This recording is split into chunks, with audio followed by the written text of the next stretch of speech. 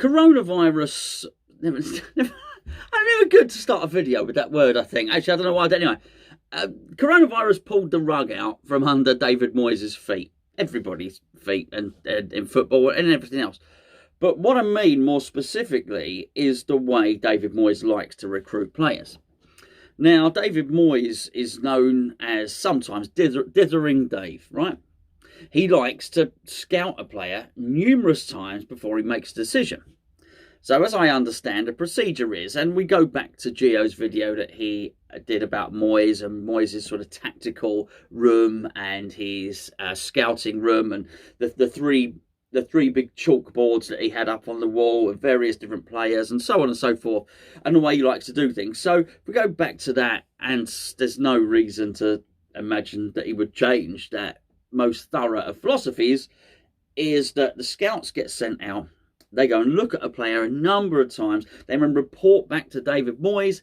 Then the Moyes Meister himself gets on a bus, gets in his car, gets on a plane, goes, and probably not a bus, and goes and watches the player. And then David Moyes likes to go and watch the player again, and then again, right? At that point, David Moyes makes up his mind. This is the guy I want. This is the player that I want. Now, he's not been able to do that for obvious reasons, which I think is the reason why, if you remember, Thomas Soucek was a recommendation. And also, Soufal was a recommendation of Soucek as well. He's just not been able to certainly scout the players in the way in which he would like. He's not been able to go into games. They've only been allowing for a certain period of time employees of that particular club into the grounds. What you've not been able to do is, as a scout, up until now, is rock up at a football ground and say, look, I'm a scout. No, I'm not with this team, but I'm looking at that player. Can you let me in? No, sorry, sir, you haven't done your tests. You know, there's no area. Everything's segregated. You can't do that. So basically, scouting hasn't happened for, I don't know, best part of 18 months, really, which I guess is all right if you buy players by YouTube. If not, it ain't been so good. Yet now David Moyes finds himself in almost the best position possible. He is getting paid to write dossiers for UEFA. It's on top of his West Ham wages. He's getting paid an additional wage. What a great job to sit and watch the Euros. He hasn't got to try and fiddle his way in or go via the back route or unofficial means. He is getting paid by UEFA as an official employee to sit in those grounds and watch the football matches. Now, granted, I'm sure he sends his technical dossiers back, but whilst he's doing that, he is able to scout players as much as he wants. If there is time for David Moyes to go to 2 games a day, I'm sure geographically that makes it impossible. However, he can go to as many games as he can physically get to. He has a pass, go collect £200. He can pretty much go where he wants within the confines of this tournament. And that puts him in a ridiculously good position. And I'm pretty sure it feels like Christmas to David Moyes just to go and look at these players. So I think at the moment, when you hear that we're linked with a player that's at the Euros, and look, it may or may not be more believable. I guess the first thing is, do you believe that David Moyes would be telling someone else, and does that person then leak it to someone else? Because that's what has to happen, right? David Moyes goes to a game, he watches a player, thinks, oh, this guy's really, really good. I'm going to tell Stuart Pearce. And then Stuart Pearce tells someone else, and he tells someone else, and then it all gets filtered back, and somehow a journalist finds out. Look, whether you believe that or not, I don't know. But I would think the rumours are a little bit more believable if these players are at the Euros. And what it also means is he can... Okay, let's take the option, the example of Teletazar, the Croatian centre-back, big old geezer, wasn't he? Do you remember him having a bit of a wrestle with John Stones and was all over him? Actually, Stones did very, very well in that instance. How much has David Moyes seen of him up to now? Well, probably nothing at all. So we made a big bid for him in the summer. Last summer, wasn't it? And he decided he wanted to stay at Marseille. I would imagine that was largely based off recommendations, some footage, some analysis. David Moyes didn't go to Marseille to watch Teletazar play. He wasn't legally allowed to do so. You couldn't travel. It wasn't safe to do so. Everyone was restricted by within the parameters of the COVID restrictions. So this would have been the first time he got to see him play. Now, he may like him, he may not have liked him, but at least he was able to look at him in the flesh and say, oh, okay, tick or cross or whatever the case may be. A little bit different where we know that he was interested in Tarkowski at Burnley, because it doesn't matter. He's obviously seen Tarkowski play twice just throughout a regular season, and he would have seen Tarkowski play against his own teams on numerous occasions in the preceding years. That being said, funny enough, I had heard, I say don't believe rumours, I had heard a little rumour that despite Tarkowski's age, Moyes would be happy to sign Tarkowski again. What did he think when he saw Salazar play? We don't know, do we? We're just not going to know, unless a bid goes in, I'd imagine. But really, really interesting, really good. And I think it's interesting that we've been linked with. Now let's find the guy's name.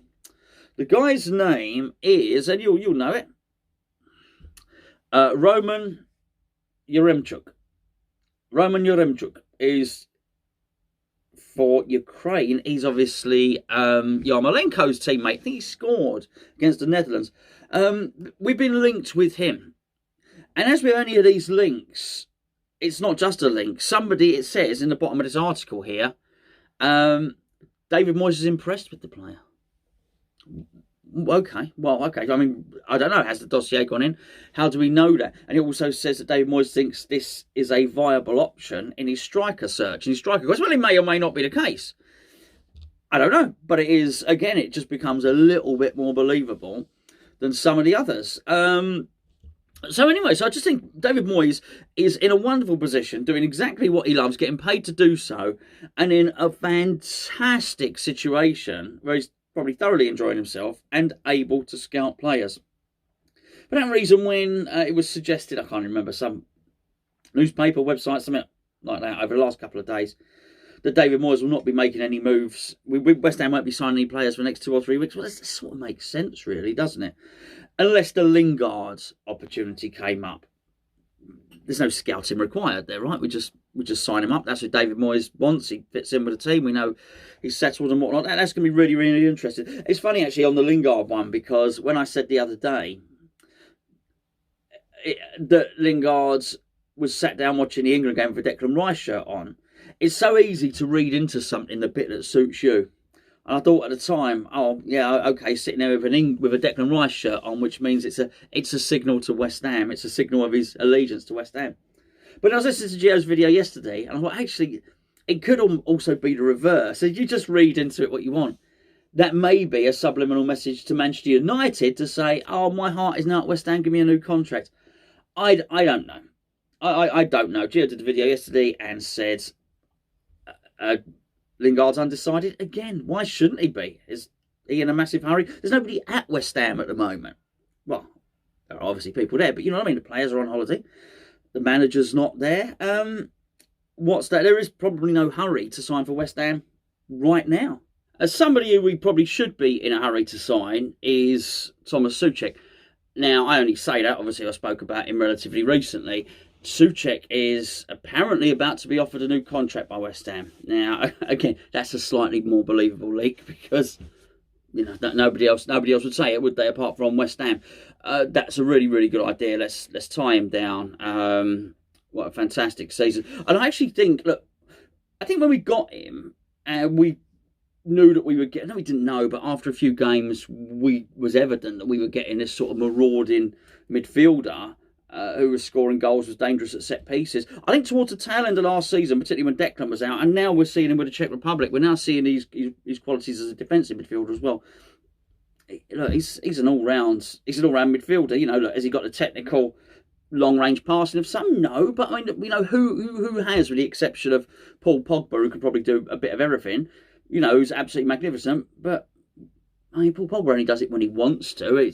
Watched him the other day play for France, and you thought, why don't you do this all the time? Why don't you play like that all the time? Because he looks like the best player in the world when he plays like that.